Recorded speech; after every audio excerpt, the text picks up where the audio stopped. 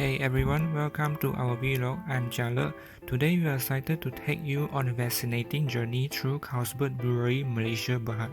Our objective for this field trip is to learn about the brewing process, explore their business model and future direction, and also discover their commitment to social responsibility. But first, let me talk about the background of the Carlsberg Brewery, Malaysia, Berhad. Carlsberg Brewery Malaysia Berhad is a leading brewery in Malaysia and a subsidiary of the renowned Carlsberg Group. With a rich heritage and a strong presence in brewing industry, Carlsberg is known for its high-quality beverages, including the iconic Carlsberg Lager.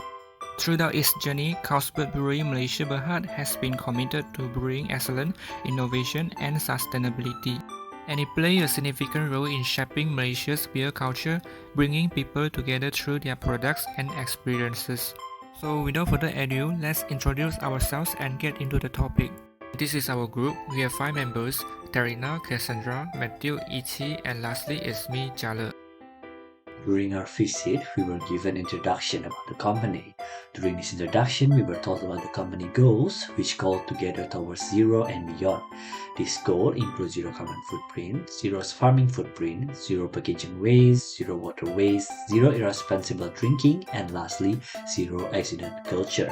These are not only goals for the company, but also fill the role of social responsibility of their business. In addition to this, we were also informed about their engagement with the community, and we were told that Carlsberg is planning to put more efforts for the community in the near future. Hi, I'm Cassandra. In the following, we will show you how the beloved barley juice is produced. The sole ingredient of beer are specified as barley, hops, water, and the fourth essential ingredient is yeast.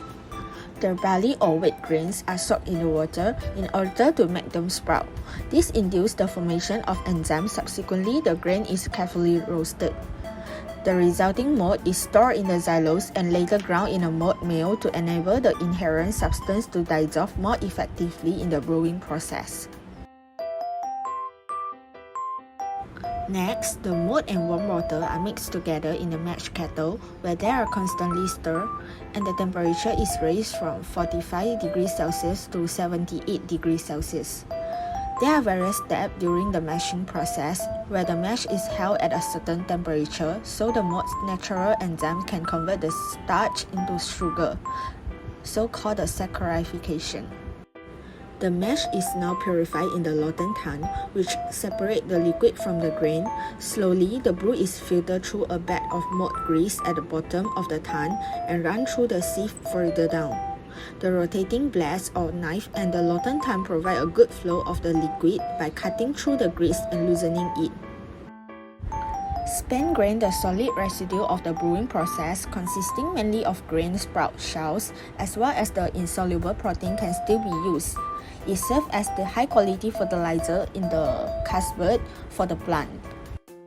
At this stage, the hops are added to the liquid wort, which is then boiled in a brew kettle for an hour at 100 degrees Celsius.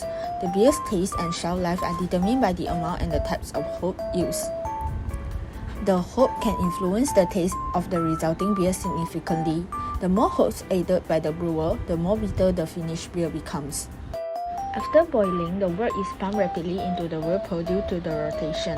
The residues of hops and protein sink to the center of the kettle, forming a cone. In this way, the solid particles are separated from the wort using a plate cooler. The hot wort is cooled to the so-called pitching temperature as the yeast only ferments at a low temperature. The clear wort chilled to require fermentation temperature.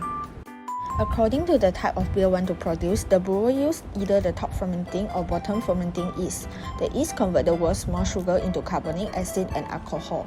The fermentation normally takes 7 to 21 days subject to the brands. After maturation, the brew filter and upon passing the tight quality control and tasting evaluation will be released for the packaging. The yeast and other undesirable sediments are removed.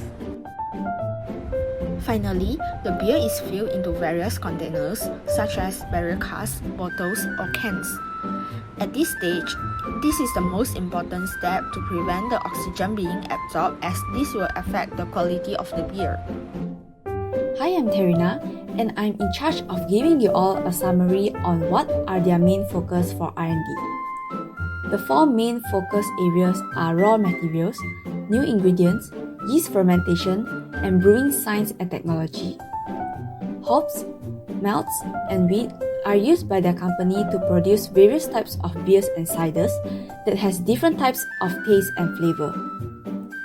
Their main goal in the future is also to produce more drinks that are 0% alcohol to achieve their zero irresponsible drinking, and also to expand their products to younger consumers or those who are allergic to alcohol.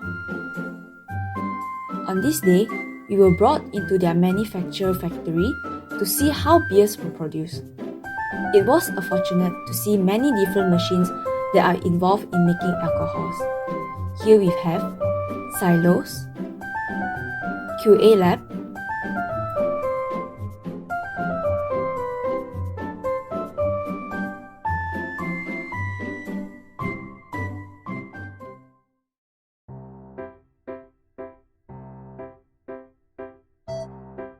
beer recovering and yeast press plant area, mash kettle, and hammer mill room. The most interesting part for me is to observe the work kettle to stir and stir and stir. Of course, the last part, packaging and labeling.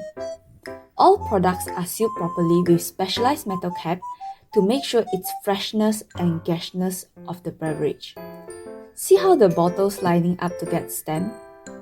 Isn't that satisfying?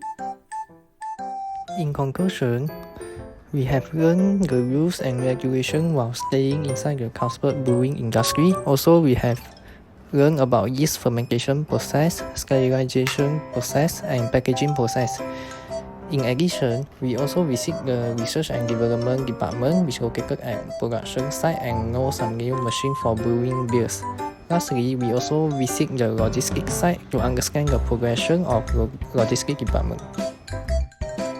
So here is the end of our vlog of visiting Carlsberg. Thanks for watching.